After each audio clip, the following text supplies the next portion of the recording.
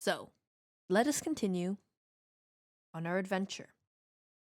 On our adventure in which we discover what's happening. Oh, did you guys figure out the riddle that I posted last week with the title? Well, you'll find out soon enough in this episode. Maybe just listen to the end.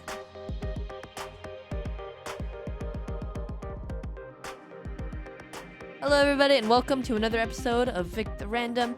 Today we are wrapping up our series, or 2-episode series, where I describe what I learned about Alaska. Mainly, what happened to climate change.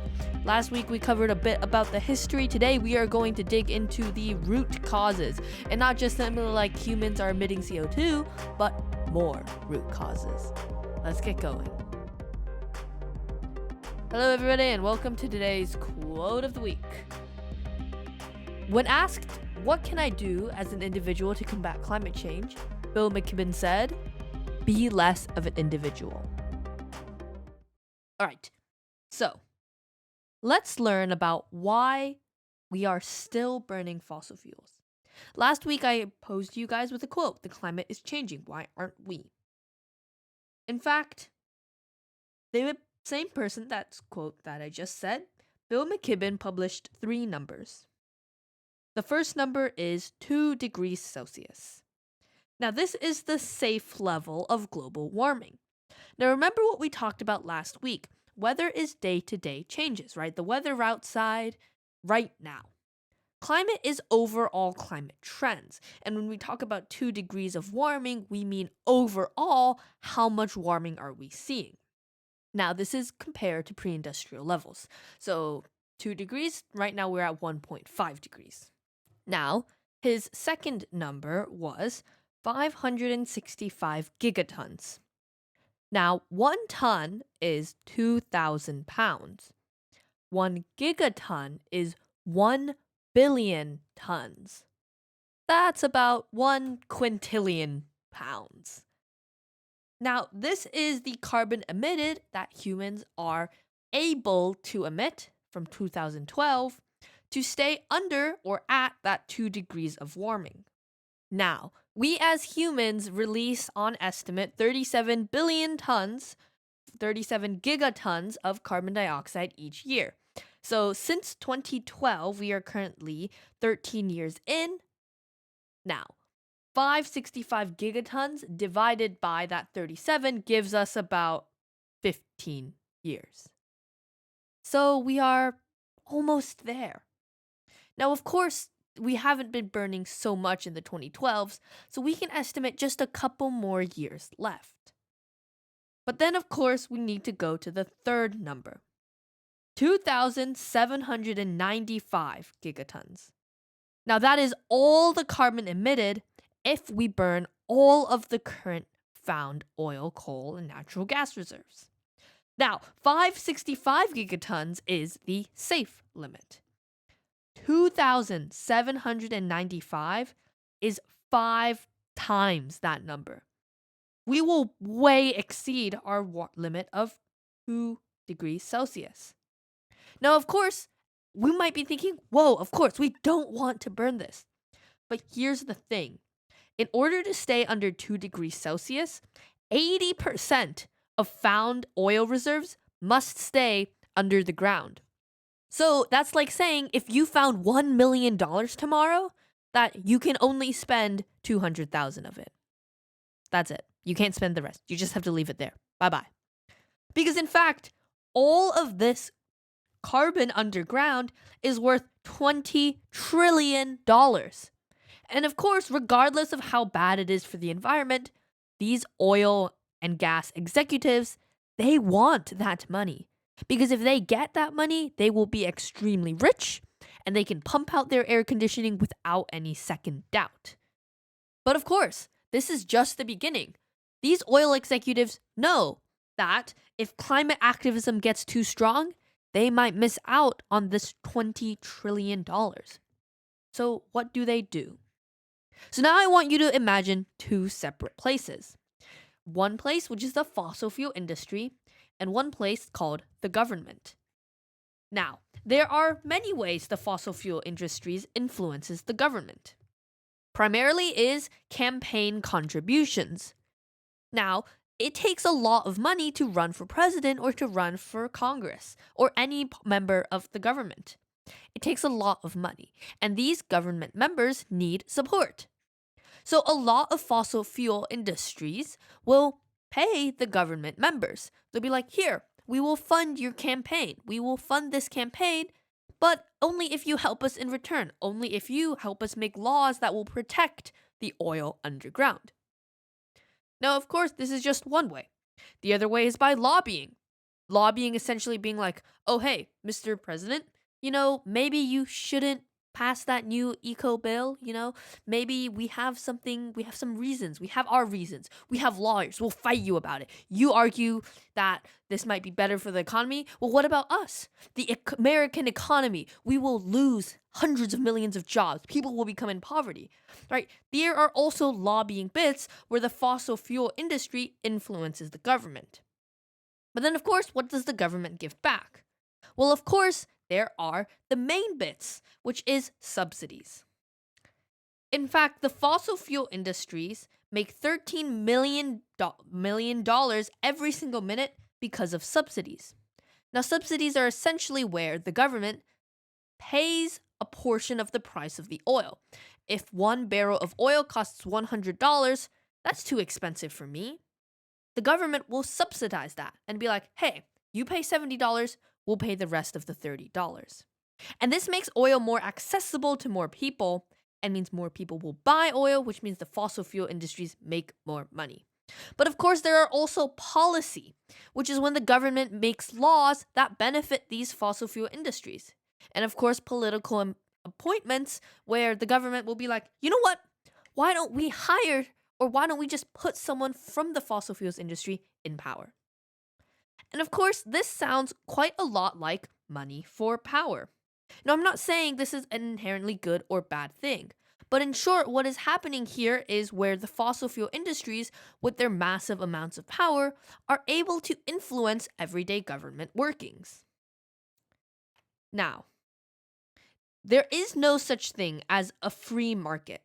Because if renewable energy cannot compete at the same level as the fossil fuel industries, because of course, remember the fossil fuel industries is receiving these subsidies, then it cannot, and it will be much harder for it to compete. So then how do we make renewable energy fight at the same level as fossil fuels? How do we do this? Well, that is after the break.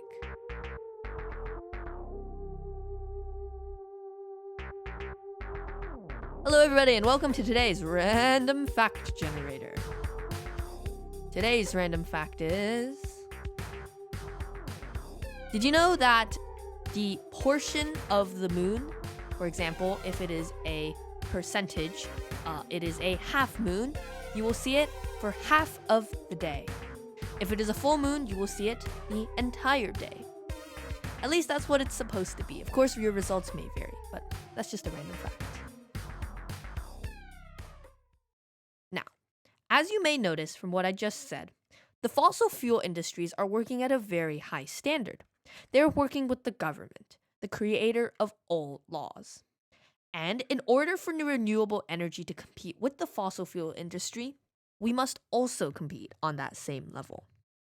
So here I will show you the circles of climate. Now, there are 5 circles. There is private, which is just yourself. If you want to make a difference, you can, instead of driving to work, you can bike to work. Now, if we move up a step, we can go into social, where instead of just biking to work by yourself, you bike to work with your friends. You convince some of your coworkers to work and drive, not drive, but bike with you. That's social. Then you can go up from social to organizational, where instead of just your company or your friend group, you go to the city.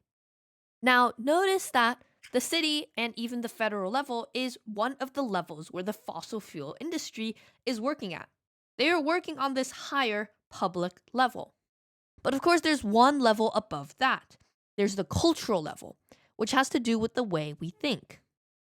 If we think in our minds that fossil fuels are the most important aspect of our lives, And we won't give up fossil fuels no matter what, because it is ingrained in our culture. If you are born into a Christian family, you believe Jesus. You will 100% put your faith in him. And of course, that is cultural level. Because if you can change someone's culture, you change everything about how they act, going all the way down to their very roots. Now, of course, the fossil fuels industry is working on the public and the cultural level. Actually, fossil fuel industries are threatened when renewable energy companies work on this public and cultural level. Whenever we try to pass a climate legislation that is in the public level, they try to strike it down. Whenever we try to go into the cultural level, they also try to strike it down because they don't want us working on the same level as them. In fact, oil companies want to make us as humans think that the only solution to the climate crisis is what we do individually, that it is our individual fault. Because if they make us think that we as individuals are the problem, then instead of working on public and cultural, the higher up levels, we work on the private levels.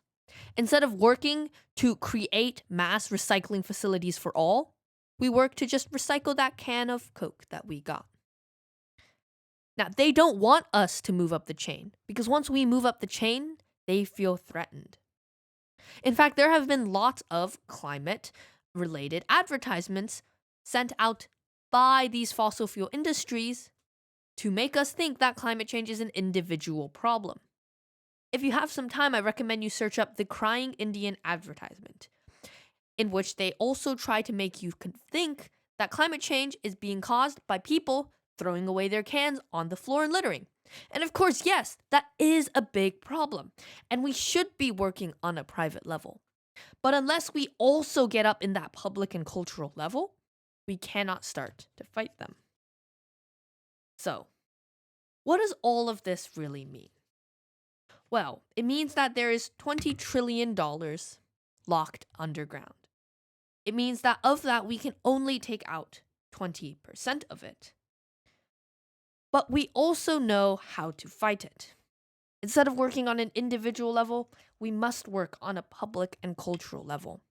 And even if that seems too difficult, maybe start social and work your way up. And whatever you do, make sure to rethink not just what you're doing, but also how you're going to do it. And most importantly, why you are doing it. That's all from me. Hope I instilled some knowledge in you today. Once again, I would like to thank Zach Brown, PhD from Tidelines Institute, so much. He taught me a lot about this. I'm just passing it on to you guys. And I believe the Climate Circles of Justice is from Cambridge University. That's the private social organizational public and cultural thing. And of course, yeah.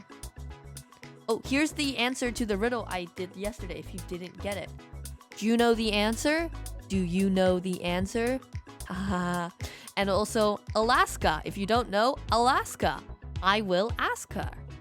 You know, Alaska. But of course, if Idaho, I don't know. Yeah, just Alaska. If you still have questions, just pop a comment in Spotify, or you can email me at deceit.vestry05@icloud.com. I still have not been able to fix my Rodecaster. Very sorry. I'm working on it. But I can still record from it, so that's good. Stay tuned. See you soon.